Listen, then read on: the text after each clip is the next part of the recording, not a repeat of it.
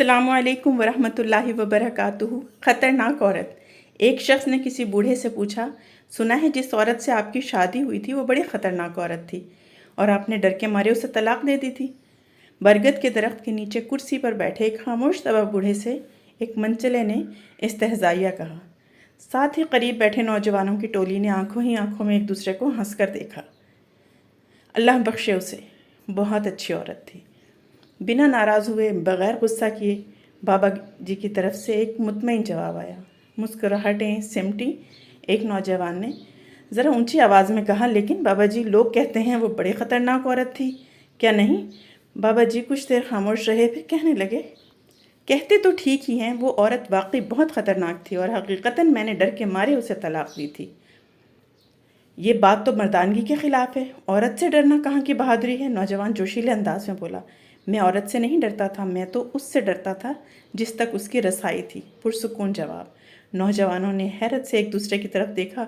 ऐसी औरतों को तो जहन्नुम में होना चाहिए। लाहौल वला कुव्वत। कहाँ आप जैसा शरीफ नफ्स आदमी, कहाँ वो औरत। अच्छा किया छोड़ दिया। नौजवान के लहजे में गुस्सा था। बूढ़े की मुतजस्सिस ज़िंदगी का पिटारा खुलकर सामने आ गया। तजस्सुस ख़त्म हुआ, अब सब बारी बारी मुंतशिर होने लगे। जाने वालों ने उन्वान पढ़ लिया था, कहानी खुद बनानी थी। जो रह गए थे वो वही थे जो असल कहानी जानना चाहते थे।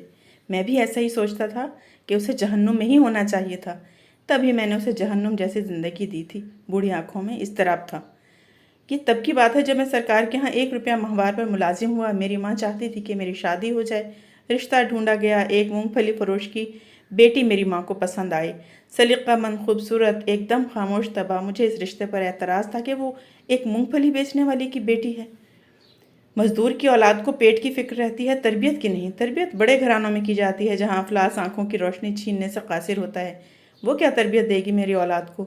लेकिन वो लड़की मेरी माँ को ऐसी पसंद थी कि अम्मा उसके अलावा किसी का नाम सुनना ही नहीं चाहती थी। फिर वो ब्याह कर मेरे घर आ गई।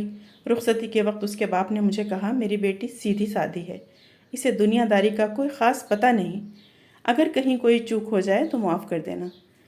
यूँ है बड़े ही दिल वाली, अपने साईं को खुश रखेगी। वो बिल्कुल वैसी ही थी जैसी मेरी माँ ने बताया था।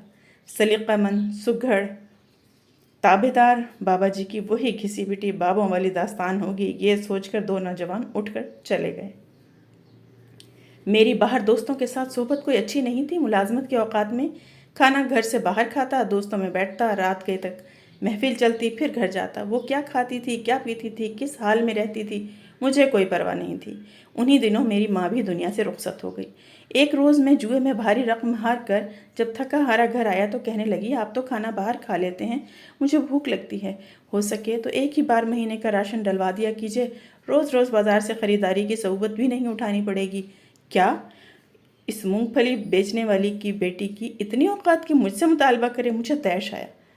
हो ना तुम किसी बड़े बाप की बेटी कि तुम्हें पूरे महीने का राशन और खर्च चाहिए? अपनी औकात देखी है? गुस्से में आकर उस पर हाथ उठाया और मुग़ल्लज़ात भी बके। मैं ये नहीं सोच सका, आखिर उसे ज़िंदा रहने के लिए रोटी तो हर हाल में चाहिए थी। वो जिस्मानी एतबार से काफ़ी कमज़ोर थी, मार बर्दाश्त नहीं कर सकती थी।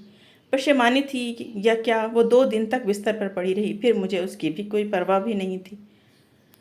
फिर उसने घर में ही सीना पिरोना शुरू कर दिया। हाथ का हुनर उसके काम आया, यूँ उसकी रोटी का इंतज़ाम हो गया और मैं ये सोचकर पहले से भी बेपरवाह हो गया। एक रोज़ एक हमसाये ने मुझे रोक कर कहा, दिन में जब आप घर नहीं होते तो आपके घर से बातों की आवाज़ें आती हैं। मेरे सिवा मेरी गैर मौजूदगी में कौन आता था जिससे वो इतनी आवाज़ में बातें करती थी? और गुस्सा हद से सिवा था। बस ना चलता था कि उसे जान से मार दूँ, लेकिन मैं बस एक मौके की ताक में था। एक रात पिछले पहर किसी के बोलने की आवाज़ पर मेरी आंख खुली। चांदनी रात में सहन में पड़ी हर शय बिल्कुल वाज़ेह तौर पर दिखाई देती थी। मैं उठकर दरवाजे तक आया। अब आवाज़ ज़्यादा वाज़ेह थी। वो कह रही थी, साईं, सुबह एक रोटी के लिए आटा घर में मौजूद है, वो एक रोटी खाकर चला जाएगा। ये सोचे बिना कि मैं सारा दिन भूखी रहूँगी। मेरी रोटी जब तक तेरे ज़िम्मे थी तो इज़्ज़त से मिलती थी, जब तूने अपने नाइब के हाथ दी तो रोटी के साथ बेइज्जती और अजियत भी मिलने लगी। मुझे अब रोटी तू ही दे। तेरा बनाया नाइब तो खाइन निकला। वो मेरी शिकायत कर रही थी, लेकिन किससे? कौन था जो उसे रोटी देता था? मुझसे भी पहले। मैंने बाहर आकर देखा, वो सहन के बीच चारपाई में हाथ में सुई धागा और फ्रेम लेकर खुद से बातें कर रही थी। वहाँ कोई भी ना था। मेरे पैरों के नीचे से ज़मीन निकल गई। वो अल्लाह से मेरी शिकायत कर रही थी। वो इस लम्हे मुझे कोई और ही मखलूक लगी। वो बहुत कम बोलती थी, लेकिन वो किसके साथ इतना बोलती थी? आज मुझे समझ आया, वो तो बहुत बड़े बाप की बेटी थी। कैसी औरत थी जो अफलास के होते भी खुदा शनास थी। मेरा जिस्म खौफ से काँप रहा था। दिन चढ़ते ही मैंने सामान बांधा और उसे उसके घर छोड़ आया। सुसर ने तलाक की वजह पूछी तो मैं डरते हुए कहने लगा, ये बड़ी ख़तरनाक औरत है, बड़े दरबार में मेरी शिकायतें लगाती है। मुझे डर है कि बादशाह को किसी दिन ताव आ गया तो मेरा हश्र ना कर दे। हकीकत ये थी कि मैं उसके साथ इंसाफ नहीं कर सका। उसका बाप घर की दहलीज पर खड़ा था। मेरे पलटने पर कहने लगा, मैंने तुम्हें कहा भी था कि इसे दुनियादारी नहीं आती। वो तो बस साईं को खुश रखना जानती है। उसकी मुराद अल्लाह से थी और मैं खुद को समझा था।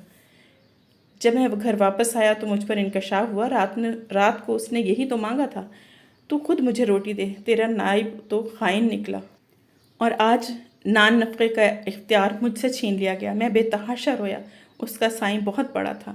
उसकी रसाई जिस तक थी वो तो दो जहानों का रब था। वो जिसकी एक रोटी मुझ पर भारी थी, वो इसके लिए क्या नहीं कर सकता था।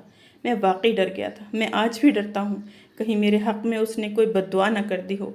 ठीक कहते हैं लोग, कहाँ मैं कहाँ वो। बूढ़ी आंखों में नमी उतरी थी।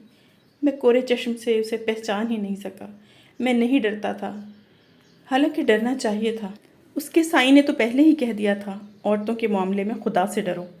कहानी के इख्तिताम तक सिर्फ एक जवान बाबा जी के पास बैठा था। कहानियाँ बहुत से लोग जानते हैं, लेकिन हकीकत तक पहुँचने वाला कोई एक ही होता है।